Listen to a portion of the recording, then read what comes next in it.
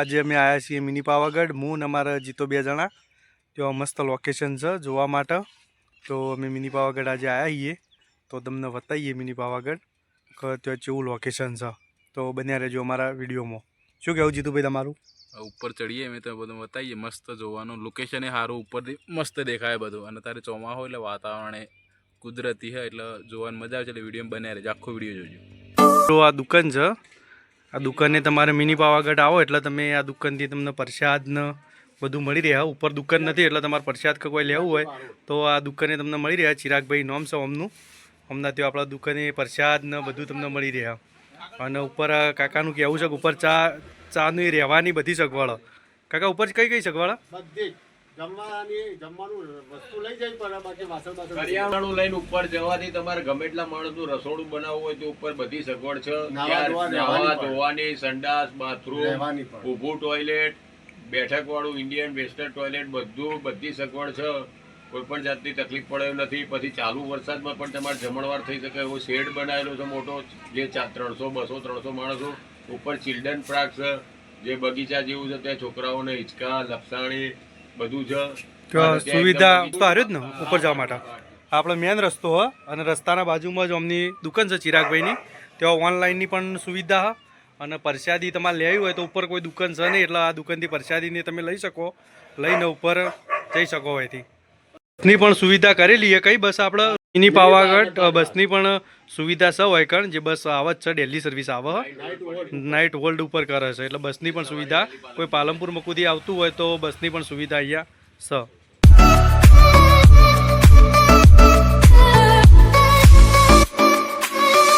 છે. અમે મિની પાવાગઢ આવી ગયા જીતુન 2 જણા.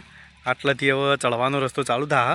હાલ તમે જોયું એ થોડુંક ચડીને આવ્યા ઉપર, પણ આટલાથી તમે નજારો જુઓ, એક નંબર નજારો લાગશે તમને. ત્યાંથી રસ્તો આવવાનો સતલાસના મકુથી.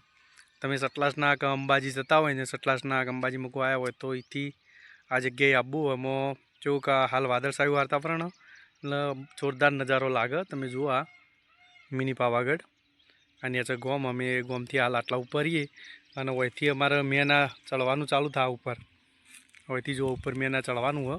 ઉપર મહાદેવની મોટી મૂર્તિ છે, મહાકાલી માનું મંદિર છે. જઈએ ઉપર, તમને દર્શન કરાવીએ. તો વિડીયોમાં બન્યા એટલું મસ્ત વેધર, વાદળછાયું વાતાવરણ. ને ચાકુ ભાટવાસ ગામ. આ રસ્તો ઉપર આવવા માટે છે. તમે અહીંથી ઉપર આવ્યા છીએ અને હોમમાં મહાદેવની મૂર્તિ આપણે જોઈ લો. આ મહાદેવની મૂર્તિ છે, બાજુ મહાકાલી માનું મંદિર છે. આપણે ત્યાં જઈએ, તમને દર્શન કરાવશું. અને રસ્તો ઉપર આવવા માટે સામે મસ્ત મસ્ત પહાડી, અને પહાડ એકદમ વાદળછાયું વાતાવરણ એટલે જોરદાર નજારો લાગે. જોવા તમે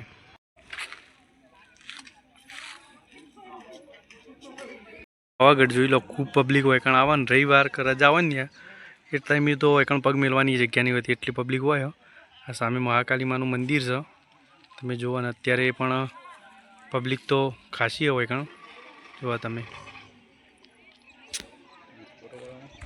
ઉપર ચડવાનું ચાલુ કરીએ હવે.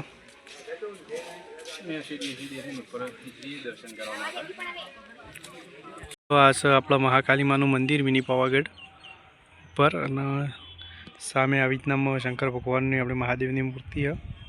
વરસાદ અત્યારે ખૂબ જ અંધાર્યો હોય એટલે એકદમ બધું આમ વાદળછાયું વાતાવરણ થઈ ગયું. ધુમ્મસ. શું કહેવું જીતુભાઈ? પણ આવા વાતાવરણનું જ મજા આવે, એકદમ આમ જોરદાર મજા આવે આવા વાતાવરણની. પબ્લિક બહુ આવે હોય કાં. તમને મિત્રો અંદર જઈને મહાકાલી માના દર્શન કરાવું હું, તો વિડીયોમાં બન્યા રહેજો. મહાકાલી માનું મંદિર છે. જય મહાકાલી મા.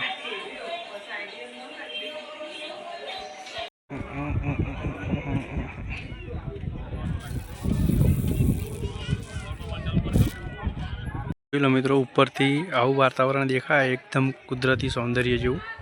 તમે જુઓ એકદમ મહાદેવની મૂર્તિ અને સામે પહાડી મસ્ત લાગે.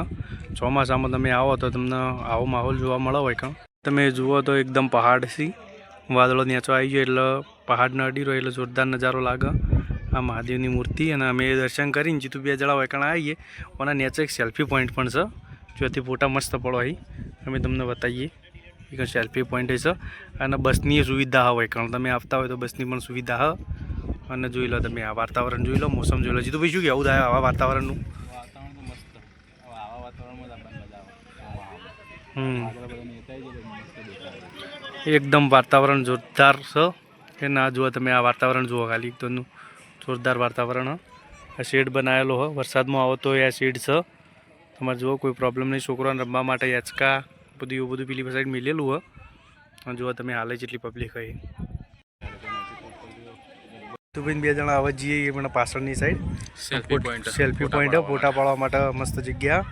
અને જુઓ તમે પાછળ મહાદેવની મૂર્તિ દેખાય પાછળ પહાડ દેખાય જોરદાર સ લોકેશન આવ્યું. તમે સતલાસના મકુ આવો તો આ બાજુ ચોક્કસ આવજો બહુ જોરદાર જોવાનું હો. શું કહેવું છે તું ભાઈ? મસ્ત જોવાનું ચોમાસામાં જ આવજો એટલે મજા આવશે વાતાવરણ સારું લાગે ચોમાસામાં. અને રવિવાર કે એવું કોઈ હોય ને એટલે તો વૈકણ પગ મેળવાની જગ્યા નહીં હોતી ફૂલ ટ્રાફિક હોય. મિત્રો આ બાજુથી આ પહાડોનો નજારો અત્યારે વાદળછાયું વાતાવરણ છે એટલે પહાડ ઓછા થોડાક પેલા એ દેખાય પણ આટલાથી તો મસ્ત લાગી જુઓ તમે. આ બધું જુઓ તમે આટલા આવીએ ને આ સેલ્ફી પોઈન્ટ જેવું છે અને તમે આટલા જોઈ લો.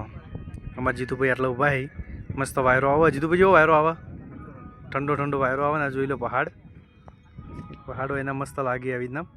તમે વૈકણ આવીને 2-3 મિનિટ બેહો મજા આવે. જુઓ તમે અને આ રસ્તો ઉપર આવવાનો અને એથી અહીંથી ઉપર અવાય. આ જુઓ તમે અહીંનો માહોલ જુઓ. અંગાથી તમે વૈકણ આવો તો ઓર મજા આવશે અને ખરેખર ફેમિલી અંગાથી આવ્યા હોય તો જોરદાર મજા આવે. શું કેવું જીતુભાઈ?